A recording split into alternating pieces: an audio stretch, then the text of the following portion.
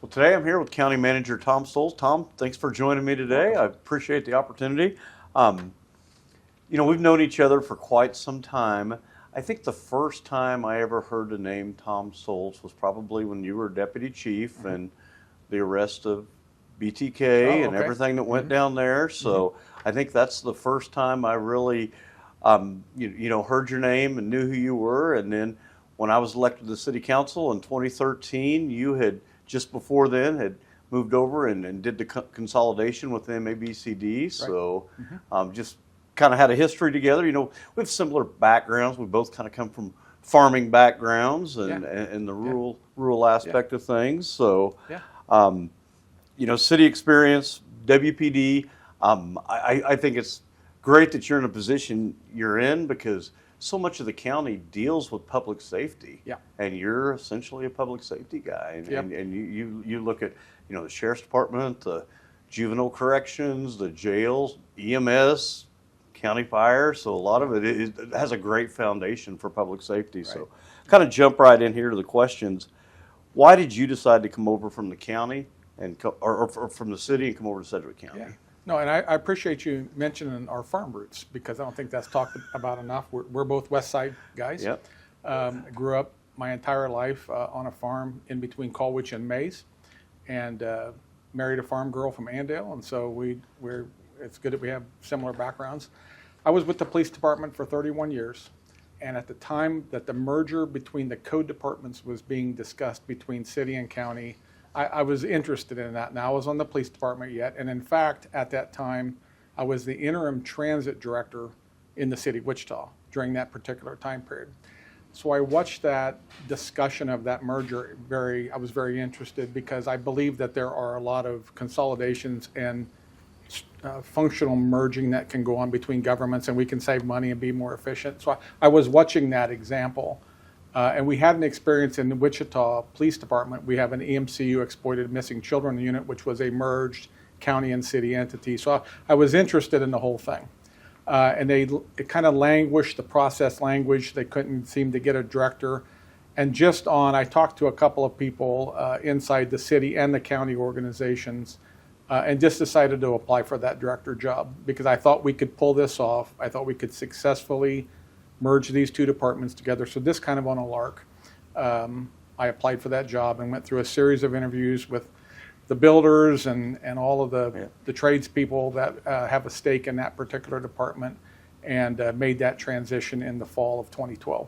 Yep. And again, when I came on the council in 2013, that was still the big talk. Everybody was excited about that. I mean, both internally and external customers, everyone was excited about that, and still to this day, it's something that I think we're all pretty proud of. Yeah, it worked out well. The merger worked well. At the end of the day, as long as the citizens are benefited and the consumers for that entity are benefited, it's worthwhile. And I think we succeeded in that merger.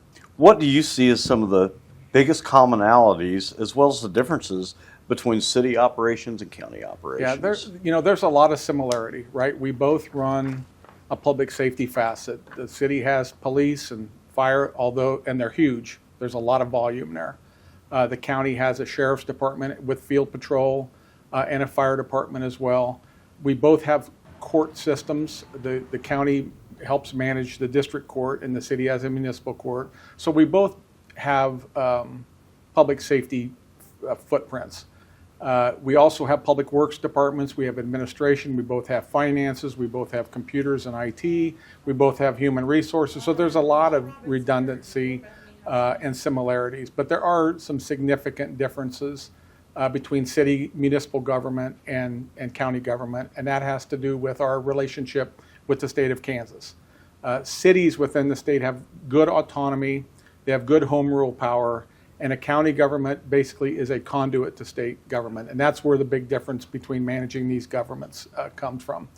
You've mentioned it already, even in public safety. We have a sheriff's department, but he runs a jail for the entire county, all 20 cities and the county, unincorporated county. We have a 911 system who serves the entire county, all safety, fire, EMS, police, sheriff. We have a corrections entity that serves the entire county. We have a district attorney who serves the entire county. So there are a number of departments within the county that not only serve unincorporated county and small towns, but also city of Wichita. If you think about ComCare, mental health, the public health department, these are entities which are conduits of the state of Kansas that the county manages on behalf of all 538,000 residents of Sedgwick County, and that makes the county government just a bit different than the city. A couple similarities I see. The overall budgets of both the city and the county are pretty similar. Mm-hmm. The overall manpower, around 3,000 employees, is pretty similar. And we both know that a lot of our budget is just sustaining the manpower. Right. I'd say one of the biggest differences is around 15 departments to city. You've got around 45, 46 over here at the county. Right. But just as you just said, a lot of those departments, or most of those departments, are just an extension off the state. We're just kind of like the state arm down here in Sedgwick County. That's correct. And a lot of our budget, we'll have over a $600 million budget this year, and better than half of that comes through pass-through, through state monies or federal pass-through dollars, grants. So a big part of the county budget is other types of, rather than local tax money, comes from state and federal. So. Okay.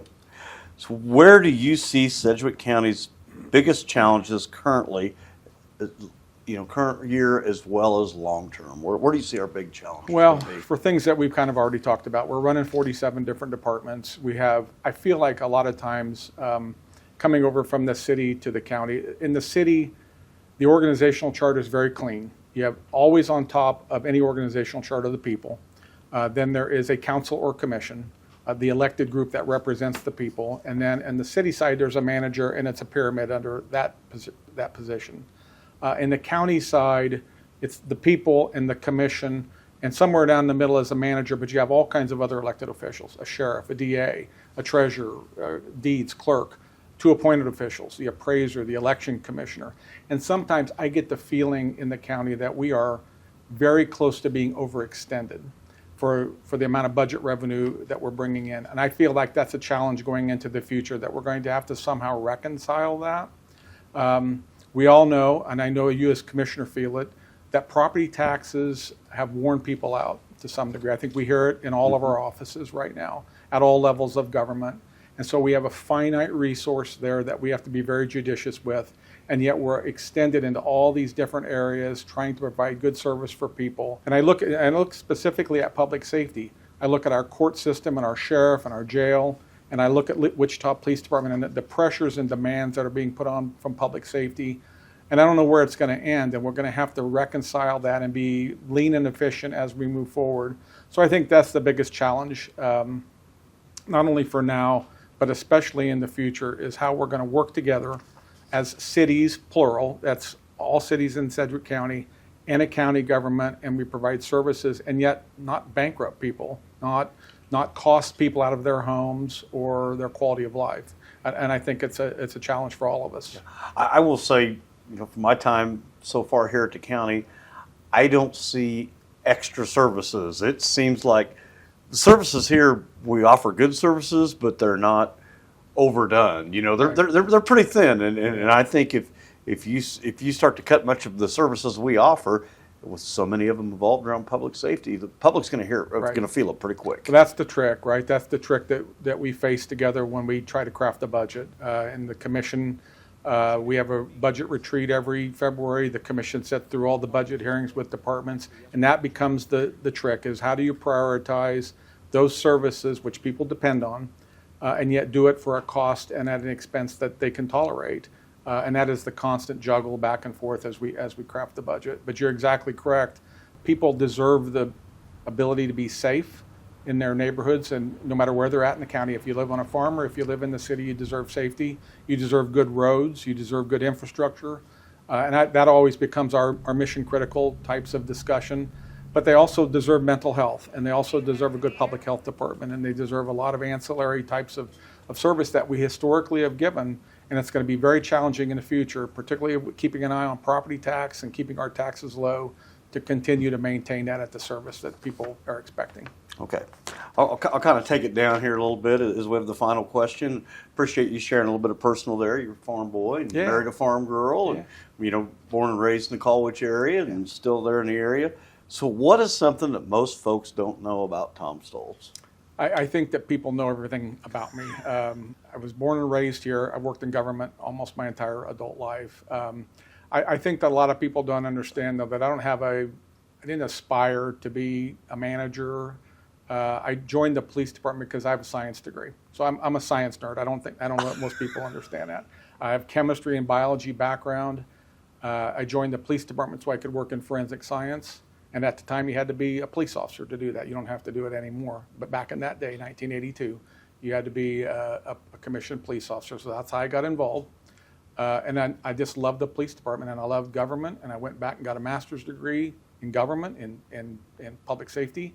And here I am. So I think people think that I came up a cop. I'm a farm boy. And I like science, I like chemistry, I like solving problems, and I think that's germane to what I do today. Is so much of what we do in our daily lives is just taking people's problems and trying to solve them for them, and some of them get really complicated. And that's so true. I wanted to be a farmer when I was a kid. That's all I wanted to do. I wanted to get a job at Cessna, Yep. and it was subsidized working on a farm, and we have no idea starting out where our careers are going to end. And you're very well suited with your background in the position you're in, but you just can't see that as a young man starting Yep. out. So. You just kind of live your life, Yep. and somewhere along the line, I got married. We had 5 boys. You're raising a family, and you're just trying to make ends meet like everybody else out there, and you end up the way you end up. So. Yep. Well, I certainly appreciate your service.